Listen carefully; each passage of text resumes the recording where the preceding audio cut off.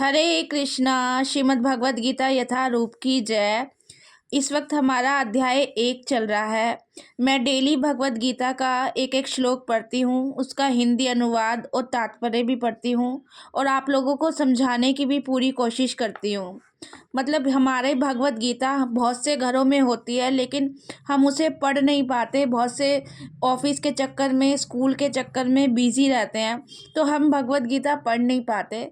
तो कोई बात नहीं, अगर आप भगवद गीता नहीं पढ़ सकते तो आप डेली एक श्लोक सुन तो सकते हैं। 5-7 मिनट का एक वीडियो होता है। इतना मतलब आप अपने आत्म कल्याण के लिए इतना तो कर ही सकते हैं, क्योंकि एक दिन तो हम सबको जाना ही है। एटलीस्ट हम इतना कर पाए कि हम एक बार तो भगवद गीता पढ़ पाए।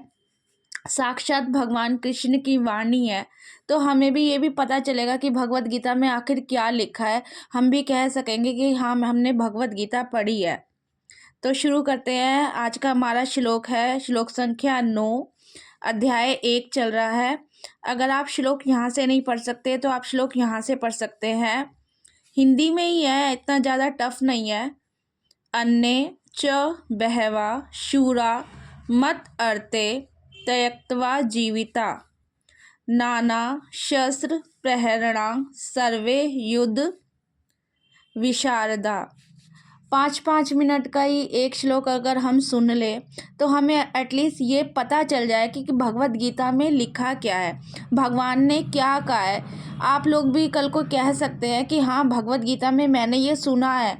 मैं इसीलिए बुक की मैं अलग से कुछ भी नहीं बताती, जो बुक में लिखा है वही पढ़ती हूँ और वही आप लोगों को बताती हूँ। मैं अपनी तरफ से कुछ भी ऐड करके नहीं बताती।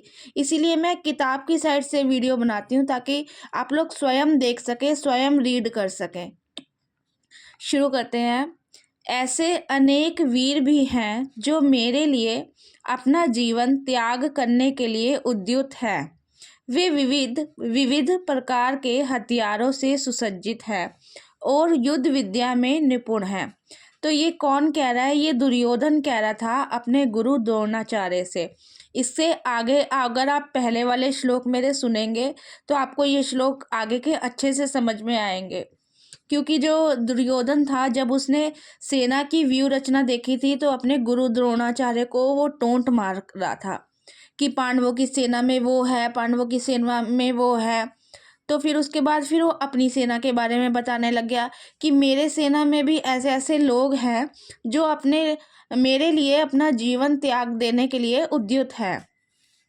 तो इसके तात्पर्य में बताया है, जहाँ तक अन्यों का यथा जयद्रथ, कृतवर्मा तथा शल्य का संबंध है, ये 3 दुर्योधन के ऐसे मित्र हैं, वे सब दुर्योधन के लिए अपने प्राणों की आहुति देने के लिए तैयार रहते हैं। दूसरे शब्दों में यह पूर्व निश्चित है, पूर्व निश्चित मतलब पहले से ही तय है कि वे अब पापी दुर्योधन के दल में सम्मिलित होने के कारण कुरुक्षेत्र के युद्ध में मारे जाएंगे। ये पूर्व निश्चित है, पहले से ही तय है, क्योंकि दुर्योधन पापी है तो पापी का साथ देने वाला भी मारा ही जाएगा। निसंदेह अपने मित्रों की संयुक्त शक्ति के कारण दुर्योधन अपनी विजय के प्रति आश्वस्त था। उसे लगा कि मेरे मित्र मेरे लिए जान देने के लिए तैयार हैं।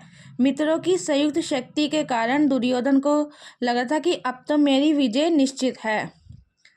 तो आज का हमारा ये श्लोक पूरा हुआ। अगर आपका भगवद गीता से रिलेटेड कोई भी क्वेश्चन हो तो प्लीज़ आप बताइए, मैं आंसर देने की कोशिश करूँगी। हम अपने आत्म कल्याण के लिए, अपने लिए आत्म साक्षरता के लिए भगवद गीता का एक एक श्लोक डेली पढ़ें, डेली सुने। अगर आप भगवद गीता वैसे नहीं लेके बैठ सकते तो आप 5-7 मिनट का ये वीडियो सुन सकते हैं, आप स्वयं देख सकते हैं। तो अगर आपको वीडियो अच्छा लगे तो प्लीज़ सपोर्ट करना। हरे कृष्णा।